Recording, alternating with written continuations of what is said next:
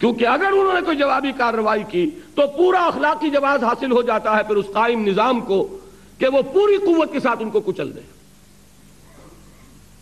اور جب تک وہ کوئی جوابی کارروائی نہیں کرتے، جو سائلنٹ میجورٹی ہے اس کی ہمدردیاں ان کے ساتھ ہوتی جاتی ہیں. دیکھو یہ اینٹ کا جواب پتھر سے دینے لگیں تو کچل دیے جائیں گے، ختم ہو جائیں گے. یہ بہت اہم ہے انقلاب کے ضمن میں.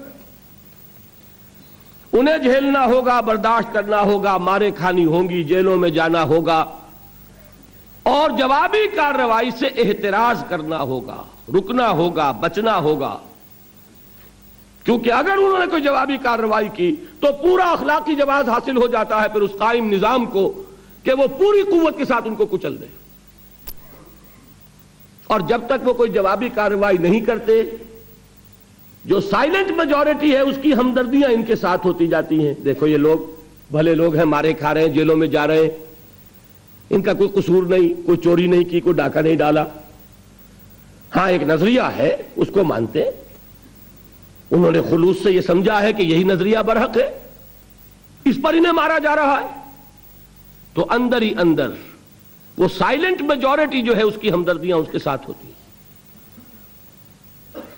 اور ایک بات نوٹ کر لیجئے، جب تک وہ ٹارگٹ نہیں آ جاتا کہ اب اتنی طاقت ہے کہ اب ہم آگے بڑھیں، اس وقت تک کرنے کے کام وہی تین ہیں: دعوت، تبلیغ، تربیت، تنظیم.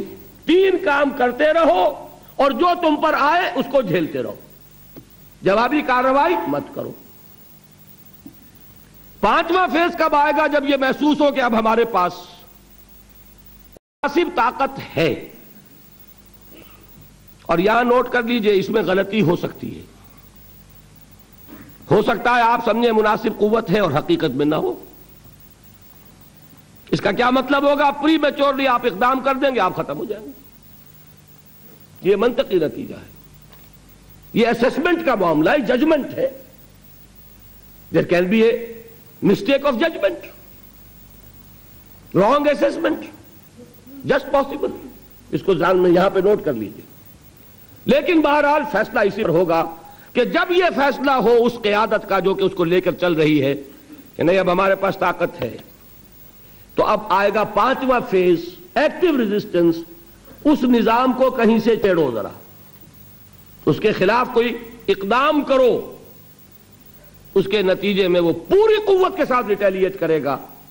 اینڈ فائنل فیز، جس میں کہ اب جان ہتھیلی پر رکھ کر میدان میں آنا ہوگا، آرمڈ کانفلکٹ.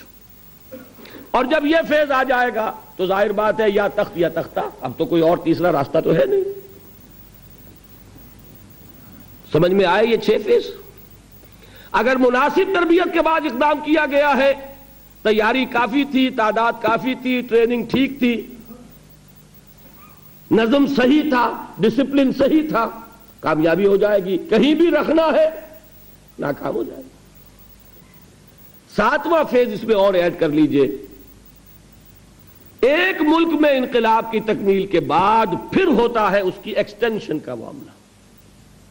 انقلاب کبھی بھی کسی ایک جغرافیائی یا قومی حدود کے اندر نہ کبھی پابند رہا نہ رہ سکتا ہے. بلکہ میں تو یہاں تک کہتا ہوں کہ یہ کسی کے ٹرو ریولوشن ہونے کا ٹیسٹ ہے.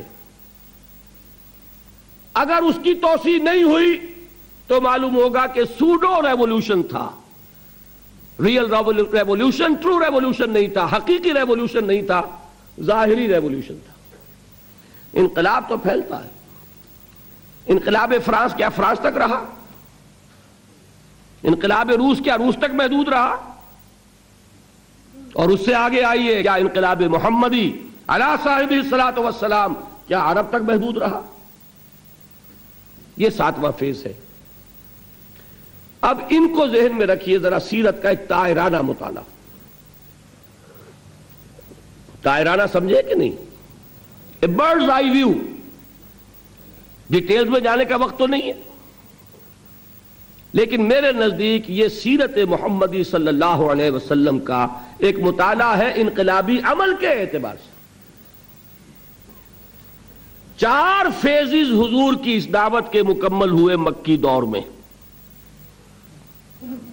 دعوت، تنظیم، تربیت اور پیسو ریزسٹنس، صبر محض، ان میں سے ذرا ہر ایک چیز کے بارے میں میں تھوڑی تھوڑی تشریح کروں گا، اس لیے کہ ہمیں تو سمجھنا ہوگا نا کہ اب ہمیں ان چیزوں کو کیسے اڈاپٹ کرنا ہے۔ میں آج سوچ رہا تھا کہ ایمانیات ثلاثہ جو میں نے آپ کو گنوائے تھے، ایک عجیب حسین ترتیب ہے، ان تینوں کا ایک ایک کا تعلق ہے ایک ایک مرحلے سے، سمجھانے کے لیے کہہ رہا ہوں۔ دعوت کی اصل بنیاد کیا ہے؟ توحید۔ لیکن توحید کے کون سے پہلو؟ ایک ہے توحید صرف عقیدے کی توحید، ذات و صفات کے بارے میں، ایک ہے توحید کے وہ نتائج کہ جو اجتماعی زندگی میں نکلتے ہیں۔ توحید ہی کا ایک نتیجہ یہ ہے کہ ایک خالق ہے سب کا۔ کوئی بڑا خدا ہوتا، اس کا پیدا کیا انسان اونچا ہوتا، کوئی چھوٹا خدا ہوتا، اس کا پیدا کردہ انسان چھوٹا ہوتا۔ ایک اللہ، ایک خالق، تمام انسان مساوی ہے، کوئی اونچا نہیں، کوئی نیچا نہیں۔ لا فضل لعربی علی عجمی ولا لعجمی علی عربی ولا لأحمر علی اسود ولا لأسود علی احمر الا بالتقوی کلکم بنو آدم وآدم من تراب۔ یہ میں بیان کر چکا ہوں ایچ جی ویلز کا تبصرہ ان حضور صلی اللہ علیہ وسلم کے حجۃ الوداع کے خطبے کے ان الفاظ پر۔ قرآن مجید کی آیت آج بھی آپ نے عشاء کی نماز میں سنی، یا ایھا الناس انا خلقناکم من ذکر و انثی وجعلناکم شعوبا وقبائل لتعارفوا ان اکرمکم عند اللہ اتقاکم۔ یہ ایک انقلابی نعرہ ہے، اس کی انقلابیت کا تصور کرنا ہو تو جائیے ہندوستان میں، کہہ کے دیکھیے کہ سب انسان برابر ہیں۔ یہ گجرات میں کتنی مرتبہ فسادات ہو چکے ہیں، کس بات پر کہ نیچ ذات کے ہندوؤں کے لیے کچھ سیٹیں معین کر دی گئیں کالج کے اندر، اونچی ذات کے لوگوں نے جو کچھ کیا ہے وہ آپ کے علم میں ہوگا، پوری پوری بستیاں جلا ڈالی۔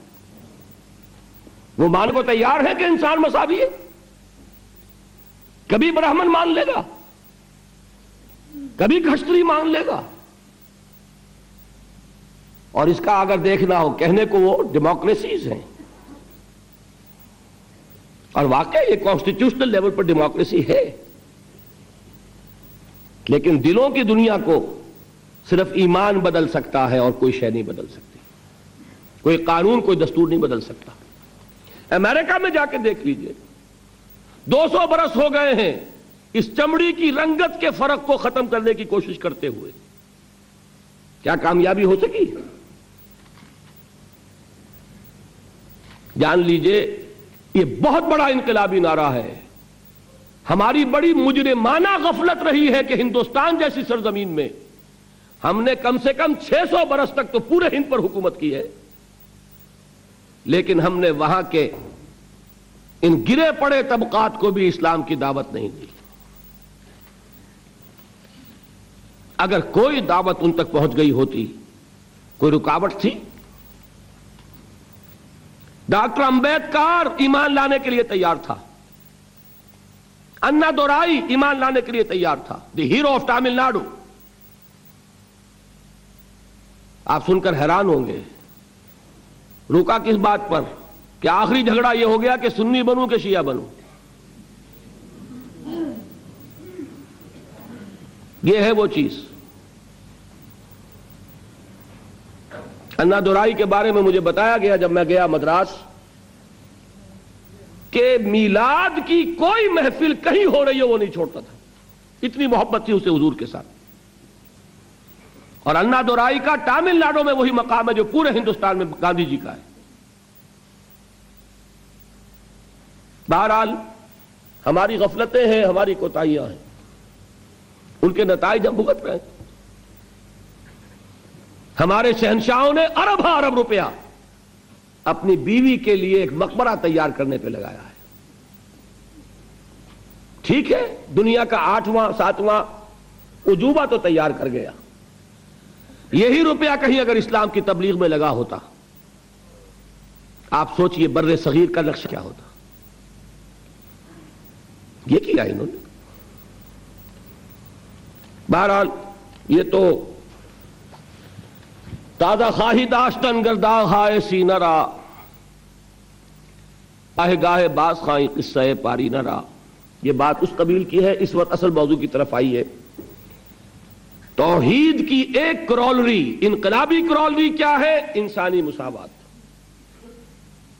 توحید کی دوسری کرولری انسانی حاکمیت کی نفی. انسان حاکم کہاں ہو سکتا ہے؟ سب محکوم ہے. حاکم اس میں بھی پھر ایکویلٹی آ گئی دوبارہ. تمیز بندہ و آقا فساد آدمیت ہے. کہاں کا حاکم، کہاں کا محکوم. کونوا عباد اللہ اخوانا، سب اللہ کے بندے بن جاؤ اور آپس میں بھائی بھائی بن جاؤ.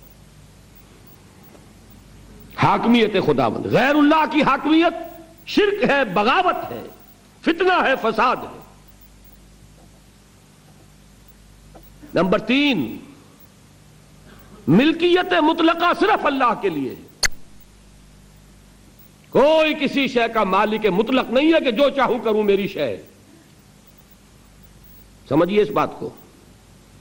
جیسے حاکم مطلق اللہ، ویسے مجازن ہم کہہ دیتے ہیں فلاں شہر کا حاکم تھا، فلاں ملک کا حاکم تھا. یہ مجازی استعمال ہے. حقیقتاً حاکم صرف اللہ. اسی طرح مجازن کہہ دیتا ہوں میں کہ یہ میں اس کا مالک ہوں. ملکیت حقیقی صرف اللہ کی. للہ ما فی السماوات و ما فی الارض. آسمان اور زمین میں جو کچھ ہے اللہ کا ہے، تو کون سی چیز رہ گئی جو میری ہوئی ہے؟ عجیب بات ہے. میں خود اس کا ہوں. میرا ہاتھ میرا نہیں کہ جو چاہوں اس سے کر گزروں. میری زبان میری نہیں کہ جو کچھ چاہوں اس سے کہہ دوں. میری آنکھیں میری نہیں ہے کہ جدھر چاہوں ان کو گھماتا پھراتا رہوں. ایک مرتبہ اگر اچانک نگاہ پڑ جائے نامحرم پر تو معاف ہوگی، دوسری مرتبہ گئی معافی نہیں ہے. حضور نے فرمایا، حضرت علی سے فرمایا کہ علی پہلی نگاہ جو پڑ جائے جس میں ارادے کو دخل نہیں ہوتا، صرف وہ ہے کہ جو معاف ہے. اب دوسری مرتبہ نگاہ جائے گی تو ارادے سے گئی. یہ اس آنکھ کا ناجائز استعمال ہے. تمہاری نہیں ہے یہ اللہ کی امانت ہے. سیاست کے میدان میں حاکمیت کی بجائے خلافت، اور معاشیات کے میدان میں ملکیت کی بجائے امانت. این امانت چند روزہ نزدماس، در حقیقت مالک ہر شے خداس. اور یہ شعر اس دور کا کسی شاعر کا ہوتا تو آپ کہتے کوئی کمیونزم سے متاثر ہو گیا ہوگا. یہ کس کا شعر ہے؟ این امانت چند روزہ نزدماست، در حقیقت مالک ہر شے خداست. کس کا شعر ہے؟ شیخ سعدی رحمت اللہ علیہ کا. یہ ہے اصل میں. تفصیل تو ہے، میرے کیسٹس 4 5 ان کی تقریریں جو میں نے کی مسجد دارالسلام میں، اسلام کا سیاسی نظام، اسلام کا معاشی نظام، اسلام کا سماجی نظام، ان کے سیٹس لیجئے، سنیے. ایک ایک بات بتائی ہے جو ان تینوں نظاموں سے متعلق ہے، جو در حقیقت یہ سب کیا ہے؟ فقط ایک نقطہ ایما کی تفسیریں. یہ ایک ہی توحید کا اصول ہے جس نے سماجی سطح پر انسانی مساوات، سیاسی میدان میں حاکمیت خداوندی، اور معاشی میدان میں ملکیت تامہ و مطلقہ صرف اللہ کے لیے، یہ 3 اصول دیے. ان کا پرچار ہوگا تو انقلاب اسلامی کا پہلا قدم اٹھے گا. سمجھ گئے میری بات کو؟ اس سے ہٹ کر آپ دعوت کرتے رہیے، نصیحت کرتے رہیے، نماز کی تلقین کرتے رہیے، آپ اتباع سنت کی تلقین کرتے رہیے، انقلابی عمل شروع نہیں ہوگا. لیکن یہ میں نہیں کہتا کہ ثواب سے خالی ہے یہ کام، ثواب ملے گا. یہ میں نہیں کہتا کہ اس میں کوئی بھلائی نہیں ہے، وہ بھلائی تو ملے گی. جو حضور نے فرمایا وہ بھی حضرت علی سے خطاب کے فرمایا تھا کہ اے علی، لَن يَهْدِيَ اللَّهُ بِكَ رَجُلًا وَاحِدًا خَيْرٌ لَكَ مِنْ حُمُرِ النَّعَمِ. اگر اللہ تمہارے ذریعے ایک انسان کو بھی ہدایت دے دے تو یہ سرخ اونٹوں سے بھی بڑی دولت ہے. یہ اپنی جگہ اس کی نفی نہیں ہے، لیکن نظام بدلنا، اقامت دین، تکبیر رب، اعلاء کلمت اللہ، اس کی جد و جہد کا آغاز بھی نہیں ہوگا جب تک کہ دین کی ان تعلیمات کی نشر و اشاعت نہیں ہوگی. نمبر 2، تنظیم. تنظیم کے لیول پر ایمان بالرسالت ہے اصل شے. دیکھیے تنظیم کسے کہتے ہیں؟ ایک لیڈر، اس کا حکم ماننا، یہی ہے نا. اور حکم بھی کیسا ماننا کہ سنو اور اطاعت کرو. اگر جیسے کہ فوج میں ہوتا ہے کہ اگر سپاہی پوچھنے لگے کہ جناب آپ حکم تو مجھے دے رہے ہیں لیکن کیوں دے رہے ہیں پہلے یہ سمجھائیے، میرے خیال میں تو آپ غلط حکم دے رہے ہیں، تو فوج چل سکتی ہے؟ فوجی ڈسپلن کسے کہتے ہیں؟ میں نے وہ انگریزی نظم کا سٹینزا آپ کو سنایا تھا، charge of the light brigade. There is not to reason why, there is but to do and die. اور انقلاب اس کے بغیر نہیں آتا.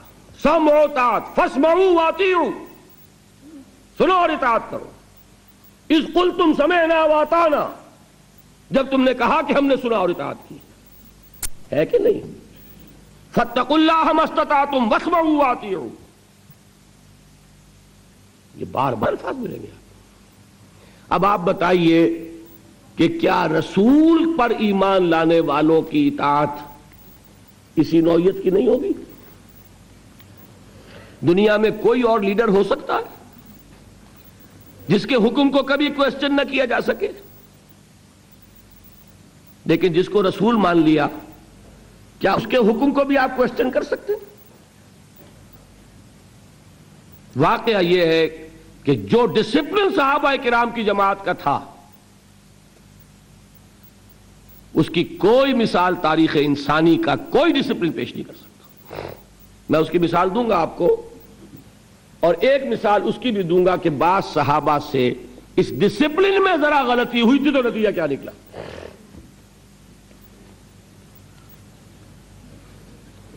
لیکن یہ جان لیجئے کہ رسول ماننے کے بعد تو اب آپ چوں کر سکتے ہی نہیں نا. ما کان لمؤمن ولا مؤمنۃ اذا قضى الله ورسوله امرا ان يكون لهم الخيرة من امرهم. کسی مومن مرد اور مومن عورت کے لیے یہ ممکن ہی نہیں ہے کہ جب اللہ اور اس کے رسول کی طرف سے کسی بات کا فیصلہ ہو جائے تو پھر وہ یہ سوچے کہ ہمیں بھی کوئی اختیار ہے کہ نہیں، ہے کہ نہیں. لیکن اس میں ایک بات سمجھ لیجئے، آئندہ کے لیے میں نے آپ کو بتایا حضور نے انقلاب برپا کیا عرب میں. عالمی انقلاب کی ذمہ داری کس کے حوالے کی؟ امت کے.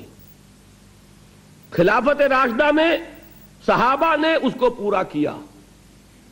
عالمی سطح تک پہنچنے سے پہلے ایک یہودی سازش نے انٹرنل سیبوٹاج کر دیا، بعد قدم رک گئے، اس کے بعد سے پسپائی شروع ہو گئی.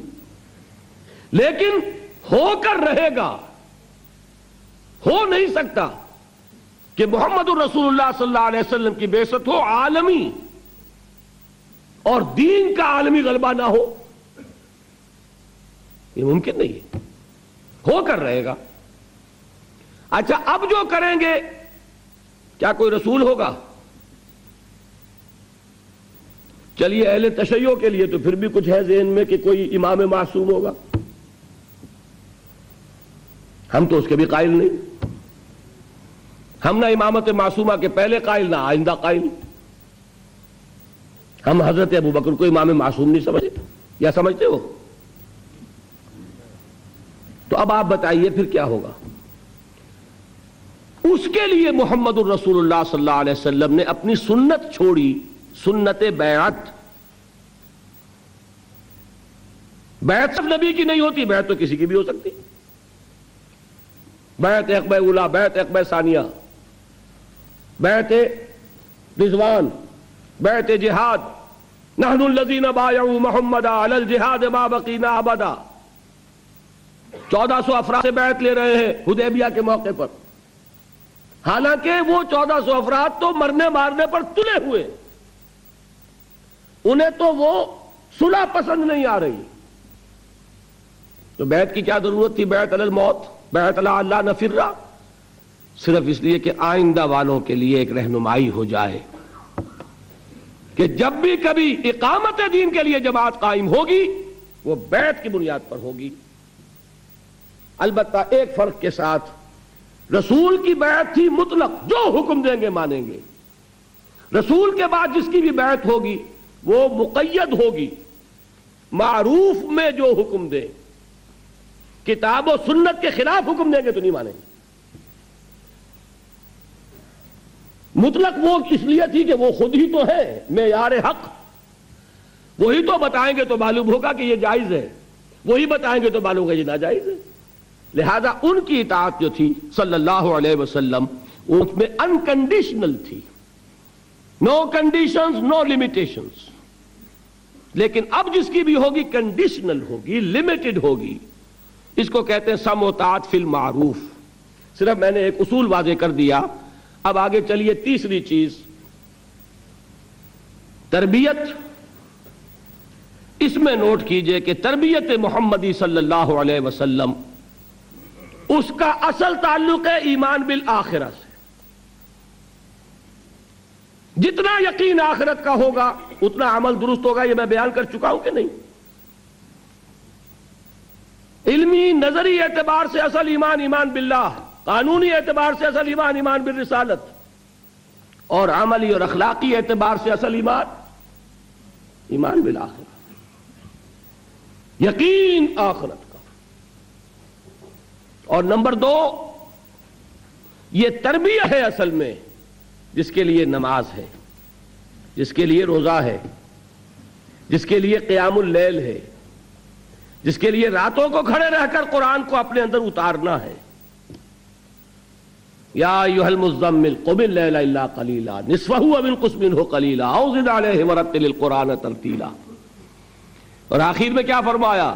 ان ربک یعلم انک تقوم ادنی من ثلثی اللیل ونصفہ وثلثہ وطائفۃ من الذین معک۔ یہاں آئی وہ چیز، اس لیے کہ اسلامی انقلاب کے لیے اسلامی سیرت درکار ہوگی۔ اگر یہ نہیں ہے تو فساد برپا کیا جا سکتا ہے، اسلام کو قائم نہیں کیا جا سکتا۔ کسی کی ٹانگ گھسیٹی جا سکتی ہے، ہم نے 2 دفعہ گھسیٹی پاکستان میں، ایوب خان کی گھسیٹی کہ نہیں گھسیٹی؟ لیکن اس کی گھسیٹی تو نتیجہ کیا نکلا؟ شامت اعمال ما صورت بھٹو گرفت، ہوا کہ نہیں؟ پھر بھٹو کی گھسیٹی تو اب ماشاء اللہ آ گیا۔ یہ کیوں؟ اس لیے کہ طریقہ محمد کا نہیں ہے صلی اللہ علیہ وسلم۔ جلوس نکل رہے ہیں نظام مصطفیٰ کے اور نمازیں غائب ہو رہی ہیں، عصر کی بھی مغرب کی بھی۔ جلسے ہو رہے ہیں، لیڈر لوگ اٹھ کر داعش پر سے جا کے اپنی نماز پڑھ کے آ گئے ہیں۔ یہ خیال نہیں کہ یہ جو 20,000 آدمی سامنے بیٹھا ہوا ہے، نماز اس پر بھی فرض ہے کہ نہیں؟ نماز جیسے ستون کو گرا کر دین کو قائم کیا جائے گا۔ الصلاۃ عماد الدین۔ اور گھیراؤ ہو رہا ہے اور جلاؤ ہو رہا ہے، کاریں جلائی جا رہی ہے اور شیشے توڑے جا رہے ہیں اور اسٹریٹ لائٹس توڑی جا رہی ہے۔ یہ طریقے تو کمیونسٹوں کے ہیں بھائی، اس سے انقلاب محمدی آ جائے گا۔ بے گناہ بسیں جلائی جا رہی ہیں، کوئی گناہ ہے ان کا؟ مسافروں کو تکلیف پہنچائی جا رہی، وہ آپ کو کوس رہے ہوں گے دل میں یا دعائیں دے رہے ہوں گے؟ جنہیں بنس روڈ پہ اتار کے کھڑا کر دیا، پتہ نہیں کتنی مشکل سے بس میں جگہ لی ہوگی انہوں نے۔ کتنے لوگ تو الٹی جانب سفر کرتے تب کہیں جا کر ٹاور سے بیٹھتے بیچارے، اور ان کو اتار کے اور بس کو آگ لگا دی۔ بچے گھروں میں بیٹھے ہوئے منتظر ہوں گے، ادھر وہ گالیاں دے رہے ہوں گے، ادھر وہ جو کھڑے ہیں یہاں پر جنہیں اب کوئی امکان نظر نہیں آتا کہ کوئی سواری مل جائے۔ یہ طریقے نہیں ہیں انقلاب محمدی کے، یہ ہم نے دوسروں سے مستعار لیے۔ ہم نے سمجھا کہ ان کو کامیابی اس سے ہو گئی، شاید ہم بھی یہی ہتھ کنڈے استعمال کریں تو کامیابی ہو جائے۔ جان لیجئے اگر تو کام وہ کرنا ہے جو کیا تھا محمد الرسول اللہ صلی اللہ علیہ وسلم نے، تو طریقہ بھی وہی اختیار کرنا ہوگا جو اختیار فرمایا تھا محمد الرسول اللہ صلی اللہ علیہ وسلم۔ تربیت، اقبال کہتا ہے نا کہ خام ہے جب تک تو ہے مٹی کا ایک انبار تو، پختہ ہو جائے تو ہے شمشیر بے زنہار تو۔ پختہ ہو نا، اس پختگی میں وہ ہے عبادات بھی ہے، روزہ بھی ہے، نماز بھی ہے، تلاوت بھی ہے، تہجد بھی ہے، جس کا کہ یوں سمجھئے کہ اس کی ریپرزنٹیشن جو ہے وہ کیا ہے؟ دشمنوں کے جاسوسوں نے خلافت راشدہ کے دوران جو اسلامی لشکر تھا اس کے بارے میں جو رپورٹ دی وہ کیا تھی؟ ہم فرسان بالنہار و رہبان باللیل۔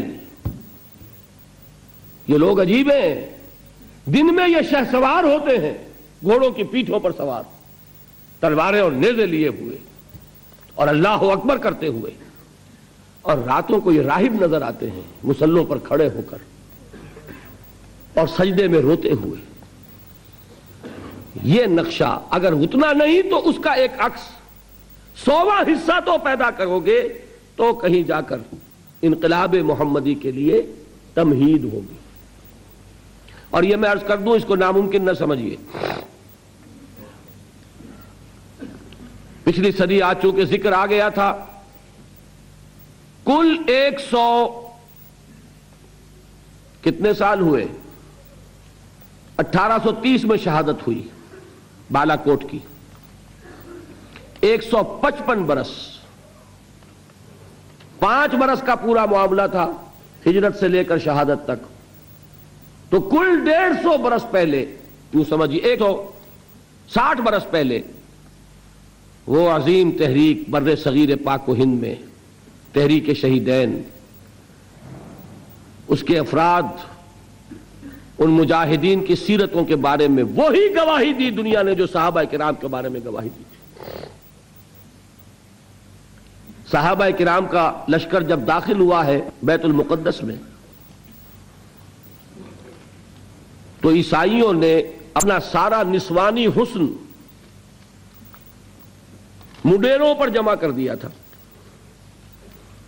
کہ مسلمان گزرے، ہماری تلواریں اور ہمارے تیر تو ان کو مغلوب نہیں کر سکے، شاید کہ یہ نگاہوں کے تیر انہیں گھائل کر دیں۔ لیکن کیا آتا ہے، پورا لشکر زمین پر نظریں گاڑے ہوئے ایسے گزر گیا کہ کسی نے اٹھا کر نہیں دیکھا نظر کہ کون ہے اوپر۔ اور بعین ہی یہی گواہی ملی ہے مجاہدین کے بارے میں۔ ہزارہ کے علاقے میں جو گجر قوم آباد ہے، نہایت حسین و جمیل، خواتین نہایت حسین و جمیل، وہ آپس میں باتیں کرتی تھیں کہ یہ لوگ معلوم ہوتا ہے کہ شاید نامرد ہیں کہ انہوں نے کبھی ہماری طرف نگاہ اٹھا کے نہیں دیکھا۔ دور صحابہ کرام کا ایک نقشہ، یہ بھی بر صغیر پاک و ہند کی بہت بڑی سعادت ہے کہ اتنے عرصے کے بعد سیرت و کردار اور دینی اخلاق، دینی جماعت اور بیعت کی بنیاد پر جماعت، بیعت تھی نا سید صاحب کے ہاتھ پر بیعت کی گئی، وہ سارا نقشہ دکھا دیا۔ باقی شکست و فتح نصیبوں سے ہے ولے امیر، مقابلہ تو دل ناتواں نے خوب کیا۔ یہ بات تو یہ ہے کہ بہت سے انبیاء ناکام ہو گئے دنیاوی اعتبار سے، اس میں کوئی حرج کی بات نہیں۔ دنیاوی اعتبار سے ناکامی کوئی بڑی بات نہیں اگر اخروی کامیابی ہے، اور اس میں کسی شک و شبے کی گنجائش نہیں۔ تو 3 چیزیں کیا ہوئی؟ دعوت توحید کے حوالے سے، تنظیم جو صحابہ کی تھی رسالت، اور اب ہوگی تو بیعت سموتات فی المعروف کے حوالے سے، تربیت وہ تربیت محمدی صلی اللہ علیہ وسلم کا طریقہ۔ اس سے کیا بنا؟ ایک جماعت، ایک جمعیت، ایک قوت، بنیان مرصوص۔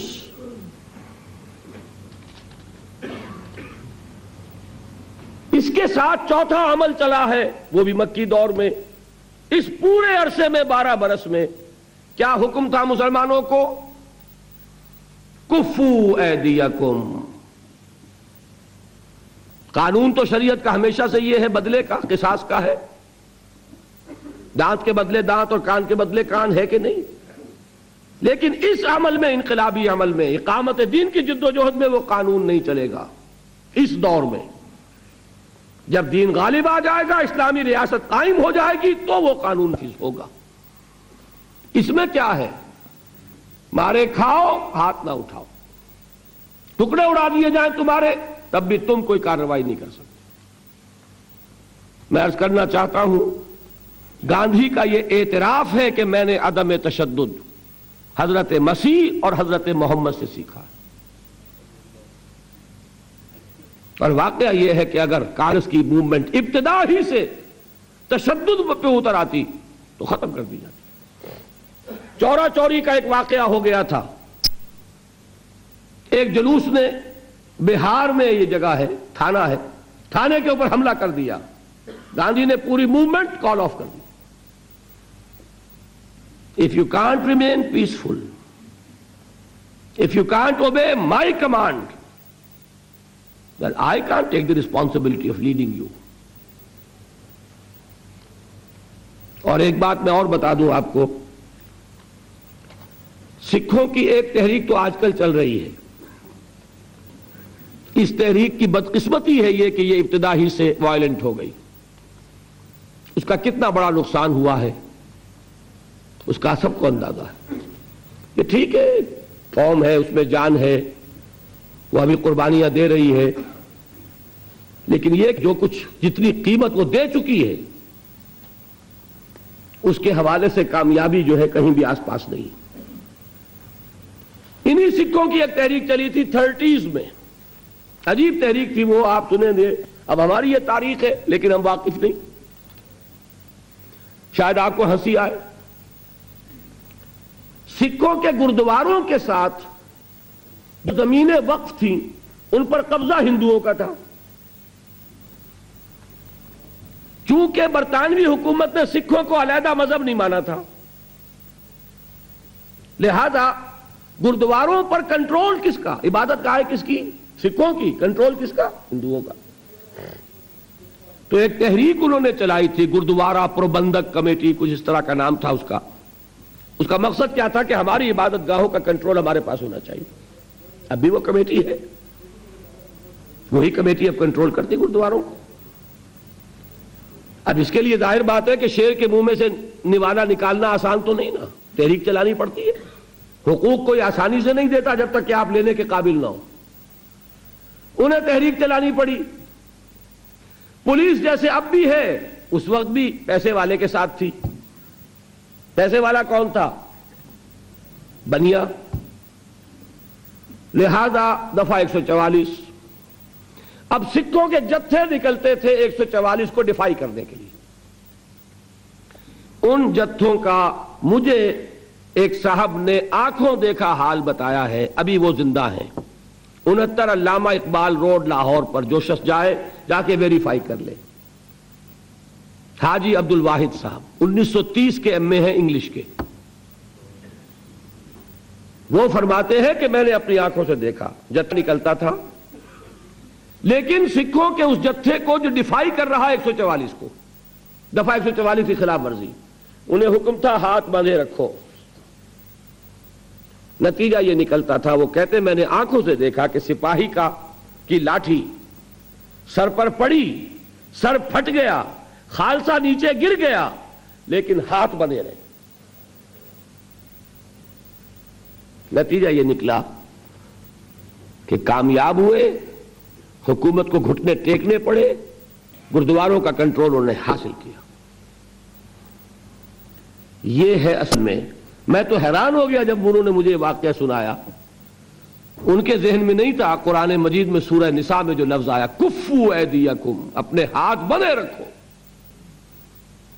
آپ اندازہ کیجئے کہ یہ ریفلیکس ایکشن ہے، غیر اختیاری طور پر اگر آپ کے سر پر کوئی وار آ رہا ہو تو ہاتھ ایک دم اٹھتا کہ ہاتھ اس کو روکے. لیکن انہیں حکم تھا کہ ہاتھ یہاں بندھے رہیں گے.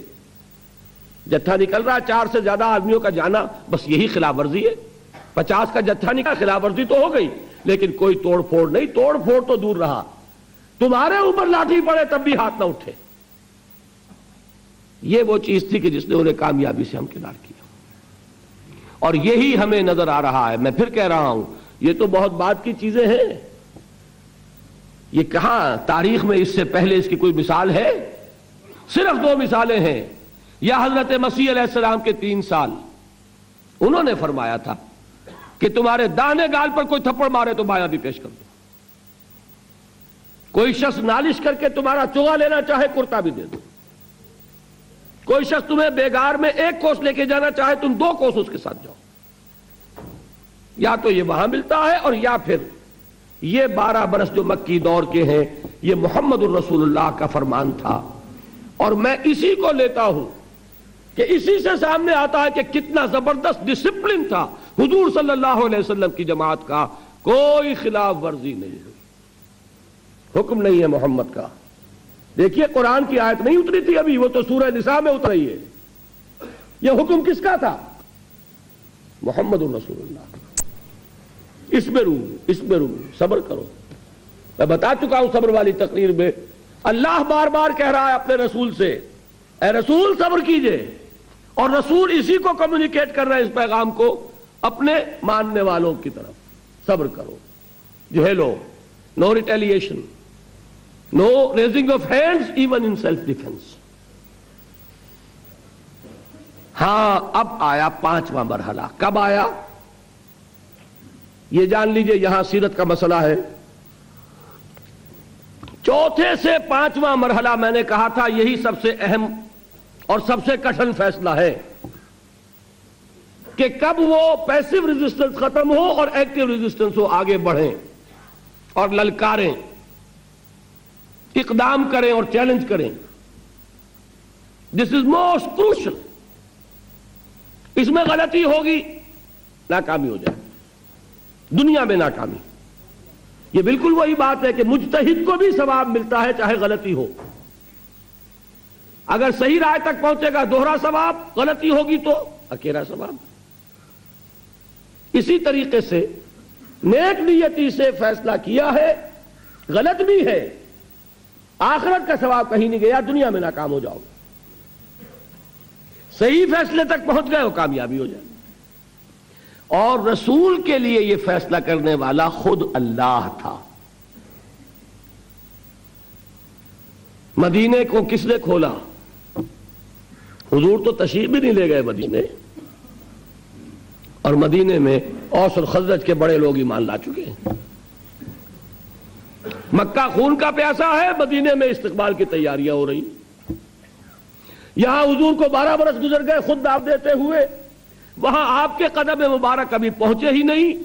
گئے ہیں تو صرف آپ کے 2 جانثار, مصعب بن عمیر, عبداللہ ابن ام مکتوم رضی اللہ تعالی عنہما. بہرحال یہ اللہ کا فیصلہ ہے.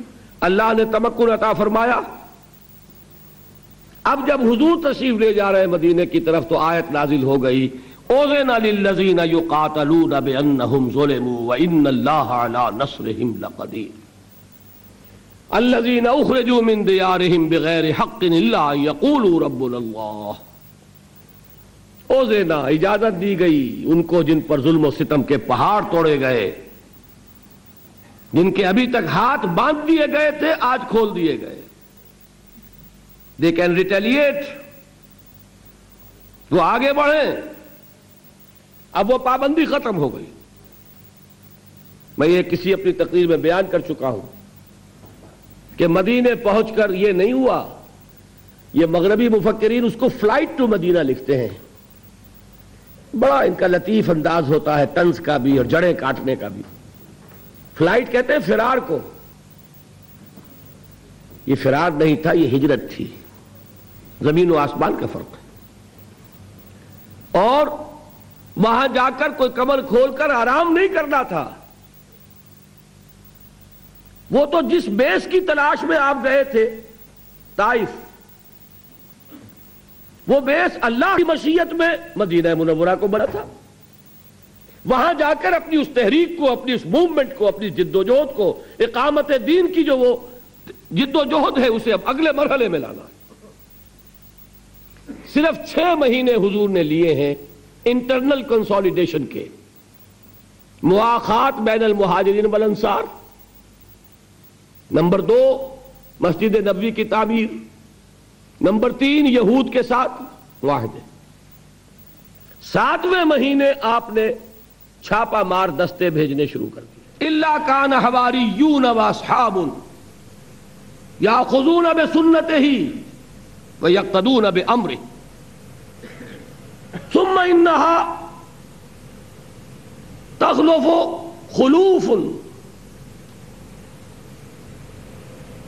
یقولون ما لا یفعلون ویفعلون ما لا یؤمرون فمن جاہدہم بیدہ فہو مومن ومن جاہدہم بلسانہ فہو مومن ومن جاہدہم بقلبہ فہو مومن وما وراء ذلك من الایمان حبۃ خردل ولیس وراء ذلك من الایمان حبۃ خردل۔ یہ بہت اہم حدیث ہے اور بہت کلیئر ہے، افسوس یہ کہ یہ اتنی عام نہیں ہے۔ ویسے ہے مسلم شریف کی روایات، دونوں روایت کے اعتبار سے ہم پلہ۔ حضور فرماتے ہیں کہ اللہ نے مجھ سے پہلے جس امت میں بھی کسی نبی کو بھیجا، اٹھایا، اس میں اس کے اصحاب اور حواری پیدا کیے۔ وہ اصحاب اور حواری کیا کرتے تھے؟ اصحاب حضور کے، حواری حضرت عیسیٰ کے، دونوں الفاظ جمع کر دیا آپ نے۔ وہ کیا کرتے تھے؟ وہ اپنے نبی، اپنے رسول کی سنت کو مضبوطی سے تھامتے تھے اور جو حکم وہ دیتے تھے اس کی تعمیل کرتے تھے۔ ثم انہا تخلف من بعدہم خلوف، لیکن اس کے بعد پھر ایسے ناخلف لوگ آ جاتے تھے، وہ کیا کرتے تھے؟ یفعلون ما لا یؤمرون، کرتے وہ تھے جس کا حکم نہیں ہوا، وہ یقولون ما لا یفعلون، اور کہتے وہ تھے جو کرتے نہیں تھے۔ اب آپ نے فرمایا جو کوئی ایسے لوگوں سے جہاد کرے گا ہاتھ سے وہ مومن ہے، جو جہاد کرے گا زبان سے وہ مومن ہے، جو جہاد کرے گا دل سے وہ مومن ہے، اور اس کے بعد تو ایمان رائی کے دانے کے برابر بھی موجود نہیں۔ یہ ہے جہاد کے 3 درجے۔ اور جہاد کن سے ہو رہا ہے یہاں نوٹ کیا آپ نے؟ چاہے ناخلف ہے کہ کون؟ امتی ہے رسول کے نا، ناخلف امتی ہے، انہی کو کہا جائے گا فاسق و فاجر، ان کے خلاف جہاد کیا جائے گا، بالید، باللسان، بالقلب۔ بالید جو ہے وہ ضروری نہیں کہ تلوار سے ہو، بالید کی یہ شکل ہے جو آج دنیا نے دی ہے کہ پکٹنگ ہے، ڈیمانسٹریشن ہے، demonstration of your will end your power and your strength. میں اس کی ایک مثال دیا کرتا ہوں، میرے کیسٹس میں بھی موجود ہے۔ یہ تقریباً 2.25 سال پہلے کی بات ہے، مارچ کا مہینہ تھا سن 83 کا۔ میں آ رہا تھا عمرے کے لیے، لاہور کی ایک گرلز کالج کی ایک خاتون پرنسپل کا مجھے فون آیا۔ اس زمانے میں آپ کو یاد ہوگا کنٹروورسی بہت چل رہی تھی، پردے وردے پر میرا معاملہ جو تھا بڑا گرم تھا اخبارات میں۔ انہوں نے یہ کہا کہ ڈاکٹر صاحب آپ اور سب باتیں کرتے ہیں، یہ آپ نے اس پر کبھی دھیان نہیں دیا کہ یہ 23 مارچ کو جو پریڈ ہوتی ہے اور 14 اگست کو جو پریڈ ہوتی ہے، اس میں جوان لڑکیاں بھی پریڈ کرتی ہیں۔ میں نے واقعی چونکا، میں تو ملامت کی میں نے اپنے آپ کو کہ کیوں ادھر کبھی توجہ نہیں گئی۔ اتنا بڑا منکر، مسلمانوں کا ملک، مسلمان بچیاں، محمد الرسول اللہ صلی اللہ علیہ وسلم کی بیٹیاں، حضور امت کے لیے باپ کے درجے میں ہے کہ نہیں؟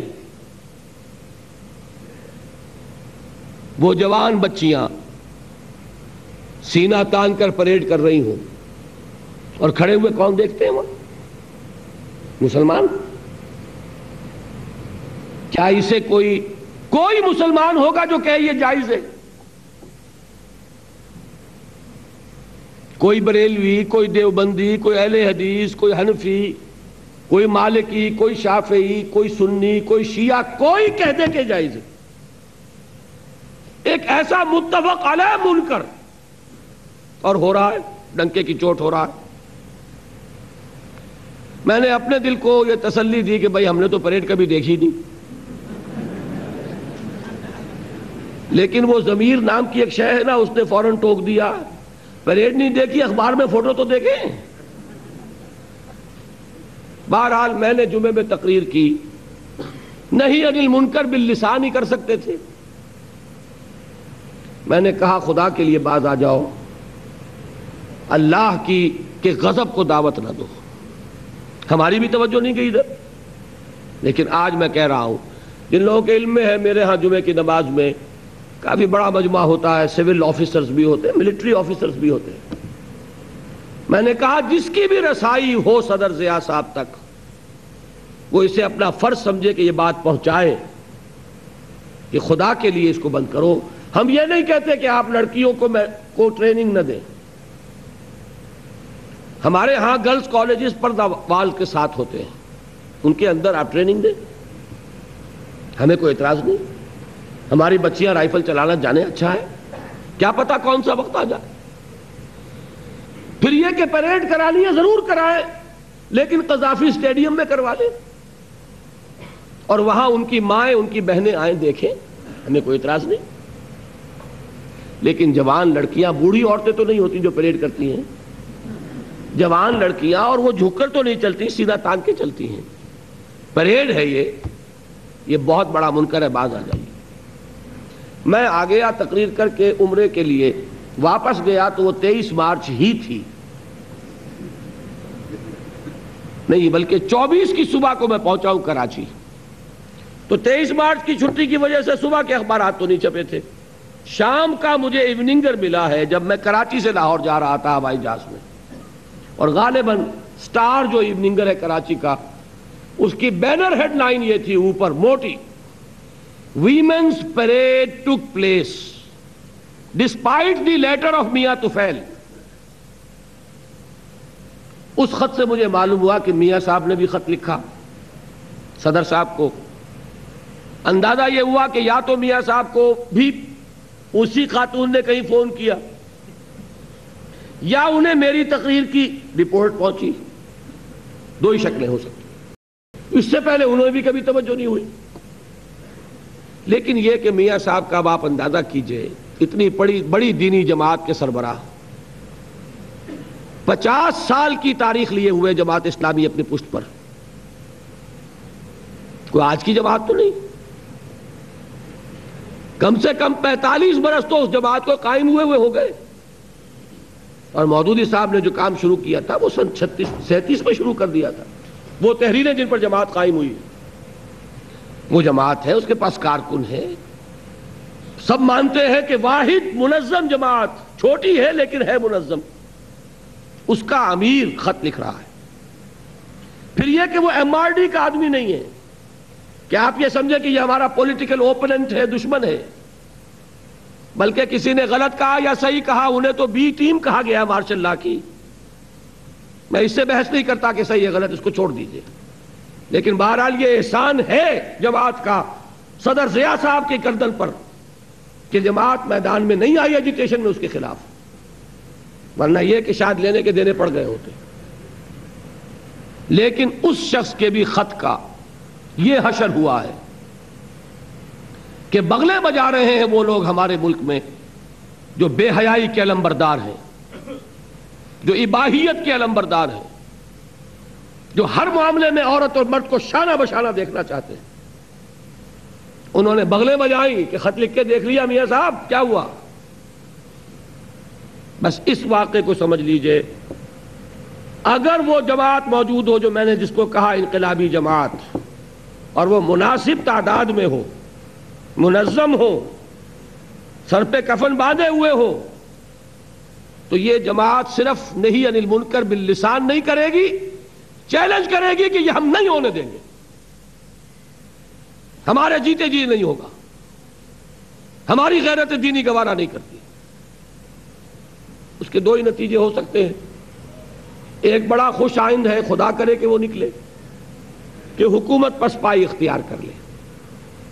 ٹھیک ہے بھائی، کوئی فرض تو نہیں ہے، ہم بند کر دیتے ہیں پریڈ. اگر یہ کر دیں تو فبیہا، ایک منکر کے بعد دوسرا منکر، دوسرے کے بعد تیسرا منکر. ہماری لڑائی منکرات سے، اشخاص سے نہیں ہے. منکر ختم ہو جائے ہمارا جھگڑا ختم. بیٹھے رہو، حکومت کرو، جو چاہو کرو. ہمیں دین چاہیے، اقتدار نہیں چاہیے. اقتدار کی خواہش ہمارے دین میں گناہ ہے.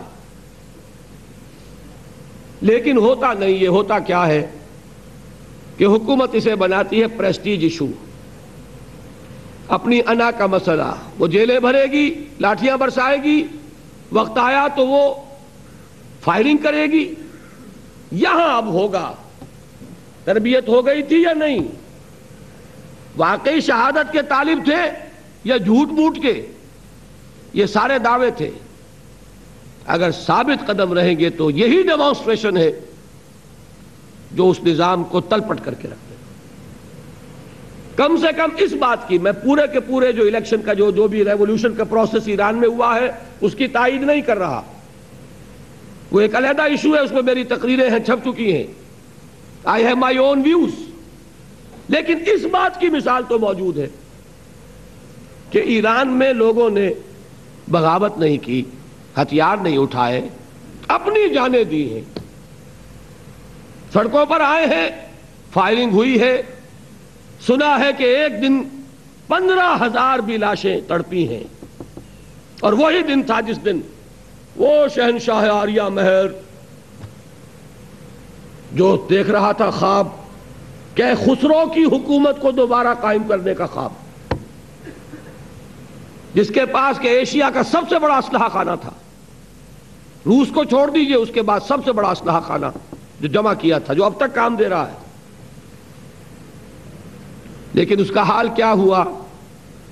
وہی کہ جو بہادر شاہ ظفر نے کہا تھا کہ کتنا ہے بنصیب ظفر دفن کے لیے، 2 گز زمین بھی مل نہ سکی کوئے یار میں. اور اس کے سب سے بڑے گرو، ان کا حال کیا ہوا؟ جو سرپرست تھے، جن کا وہ ایجنٹ تھا، اس نے اپنے ملک میں آنے نہیں دیا. بڑی مشکل سے مانے تو سیدھے ہسپتال جاؤ اور ہسپتال سے واپس چلے جاؤ. کسی ریڈ کارپٹ ویلکم کی توقع نہ رکھو. یہ کس کا حشر ہوا ہے؟ یہ ہے اصل میں انقلابی عمل. میں اس پر کئی سال سے گفتگو کر رہا ہوں اور میں آپ کو بتا دیتا ہوں کہ آج تک میری اس بات پر کوئی تنقید نہیں ہو سکی. یہ راستہ ہے اور خالص جو کچھ کہہ رہا ہوں دین کے حوالے سے کہہ رہا ہوں، سیرت النبی کے حوالے سے کہہ رہا ہوں. آخری اقدام کے لیے بھی 2 حدیثیں پیش کی ہیں.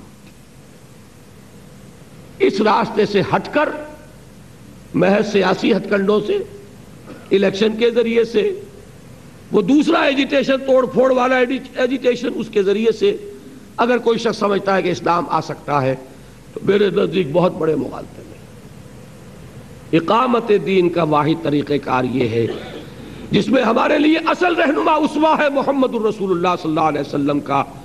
اس میں اجتہادی جو پہلو ہے وہ میں نے آپ کے سامنے بیان کر دیے کہ یہ ہے اس میں جو اس دور کے اندر خاص طور پر اس لیے کہ مسلمانوں سے معاملہ ہے، کیسے بھی ہو، فاسق ہو، فاجر ہو، مسلمان ہے. یہ طریقہ کار ہے جو اختیار کرنا ہوگا. حضرات اب میں صرف آپ کو یہ بتا دوں، جیسا کہ میں نے عرض کیا، میں یہاں بھی آیا ہوں تو کچھ کھوئی ہوئی بھیڑوں کی تلاش میں آیا ہوں. میں پیشہ ور وائس نہیں، میں پیشہ ور مدرس نہیں. پیشے ہی کی بات تھی تو اللہ نے مجھے وہ پیشہ دیا تھا جس سے ساری دنیا یہ سمجھتی ہے کہ بڑا اعلیٰ پیشہ ہے یا نہیں، اس کو چھوڑ دیجیے. کہتے یہی ہیں نوبل پروفیشن. اس میں بہرحال نہ ہو کروڑوں کی آمدنی، باعزت روزی اس میں انسان کو ملتی ہے. میں نے اس کو چھوڑا ہے. میں نے عرض کیا تھا پہلے دن، میرے فکر پر بالکل بچپن میں جبکہ میں 5ویں جماعت میں پڑھ رہا تھا، علامہ اقبال کے اشعار نے ایک اثر قائم کیا ہے. تھوڑا سا اس میں مزید رنگ حفیظ جالندری کے شاہ نامے نے کیا ہے. لیکن اس میں پھر خاکہ تفصیلی مولانا مودودی کی تحریروں نے اولاً، اور مولانا ابوالکلام آزاد کی تحریروں نے، اور مولانا اصلاحی صاحب کی تحریروں نے ثانیاً. میں جب 19 برس کا یا 20 برس کا تھا تو میرے سامنے یہ بات واضح ہو چکی تھی کہ ایک مسلمان کی زندگی میں اس کے دینی فرائض کے یہ تین پہلو ہیں. عبادت رب، خود اللہ کا بندہ بنے. شہادت علی الناس، لوگوں پر حجت قائم کرے دعوت و تبلیغ کے ذریعے. اور اقامت دین کی سربلندی کے لیے سردھڑ کی بازی لگا دے. اور اس کے لیے لازم ہے التزام جماعت. یہ کام جماعت کے بغیر نہیں ہو سکتا. اسی تصور کے تحت میں جماعت میں شامل ہوا تھا، لیکن بعد میں مجھے محسوس ہوا کہ جماعت اسلامی کا وہ انقلابی لٹریچر وہ آج بھی موجود ہے. بدقسمتی سے سن 47 میں نیک نیتی کے ساتھ ایک غلطی کی گئی ہے، اور اس غلطی نے اس کو دلدل میں پھنسا دیا ہے. یہ الیکشن کی اس وادی کے اندر وہ پھنس چکی. انقلابی انداز اس نے اختیار نہیں کیا. یہ وہ بات تھی کہ جو سن 55 میں واضح ہوئی، سن 56 میں میں نے 250 صفحے کے ایک بیان میں 24 برس کی عمر میں اسے لکھ دیا، اور سن 57 میں آل پاکستان ایک ہمارا ہوا تھا اجلاس، اس میں اس کو پیش کرنے کی کوشش کی. لیکن اللہ تعالیٰ مغفرت فرمائے، مولانا مودودی اس وقت تک بہت پر امید تھے کہ الیکشن کے راستے سے ہم انقلاب لے آئیں گے. اور جیسی وہ جماعت ہے، ظاہر بات ہے اس میں مولانا کی رائے کے مقابلے میں خاص طور پہ میری تو عمر ان کے بیٹوں کے برابر تھی. جب ماسی گوٹ میں کھڑا ہوا تھا ان کے سامنے، میری عمر ابھی 25 برس کی نہیں تھی، لہذا میری بات نہیں سنی گئی. اس کے بعد کچھ اور اقدامات بھی ایسے تھے مولانا کے کہ اس سے بددل ہو کر پھر ہم لوگ علیحدہ ہوئے. اصلاحی صاحب اور بڑے بڑے لوگ، خیال یہ تھا کہ یہ لوگ مل کر جماعت بنائیں گے، لہذا ان کے آس پاس رہا. میری عمر تو کل 25 برس تھی. لیکن یہ کہ ان حضرات نے بھی کوئی جماعتی شکل میں اقامت دین کی عملی جد و جہد کا آغاز نہیں کیا. سن 65 میں پھر میں نے طے کیا ہے کہ اب اگر کوئی اور نہیں کرتا تو ہر ایک کو اپنی قبر میں جانا ہے، ہر ایک کو اپنی جواب دہی اللہ کے حضور میں کرنی ہے. میں یہ نہیں کہہ سکتا کہ انہوں نے نہیں کیا اس لیے میں نے نہیں کیا. اگر مجھ پر منکشف ہو چکا ہے کہ یہ فرض ہے تو اس کی جواب دہی کے لیے مجھے سوچنا ہوگا. پھر میں دوبارہ لاہور گیا ہوں، پھر میں نے وہ قرآن مجید کے حلقے قائم کیے ہیں تاکہ یہ انقلابی دعوت، اب یہ لفظ استعمال کر رہا ہوں، قرآن کے حوالے سے آئے تو لوگ جاگیں. پھر ہم خیال پیدا ہوئے تو انجمن خدام القرآن قائم ہوئی. وہ انجمن ہے، وہ جماعت نہیں ہے، پارٹی نہیں ہے. اس کا مقصد صرف یہ ہے کہ قرآن مجید کی اس دعوت کو عام کیا جائے. اس میں جو بھی میرے ساتھ شریک ہوئے، انجمن بنی. اب وہ اشاعت، اس میں دورے، اس میں ہماری کانفرنسیں، مختلف شہروں میں جا کر ہمارے قرآنی کیمپس، یہ سب انجمن کے تحت ہوئے تاکہ یہ قرآن کی دعوت کو وسیع پیمانے پر، اور ایک قرآن اکیڈمی قائم کی کہ اسی دعوت کو پیش کرنے کے لیے اعلیٰ علمی سطح پر بھی، اور جس طرح میں کر رہا ہوں اس طرح بھی نوجوانوں کی ایک کھیپ تیار ہو جائے. اس لیے کہ ایک چنا پہاڑ کو نہیں پھوڑ سکتا، اور ظاہر بات ہے کہ ایک شخص آج ہے کل نہیں ہوگا. تیار ہو جانی چاہیے ایک ٹیم کے جو اس فکر کو لے کر پھیل جائے ہمارے معاشرے میں. الحمدللہ وہ انجمن سن 72 میں قائم ہوئی. اب یہ 85 ہے، 13 برس ہو چکے، بلکہ 14 ہو جائیں گے. اب اس میں اللہ کے فضل سے کوئی اختلاف نہیں ہوا، کوئی ہنگامہ نہیں ہوا. ہم نے اکیڈمی بھی بنائی. اب کوئی 4 سال سے اس میں عملاً بھی نوجوانوں کی تدریس کا کام شروع ہو چکا ہے. ساری اشاعت وغیرہ کا کام اس سے، میرا ایک پیسے کا تعلق نہیں، نہ پبلیکیشن سے نہ ٹیپ سے.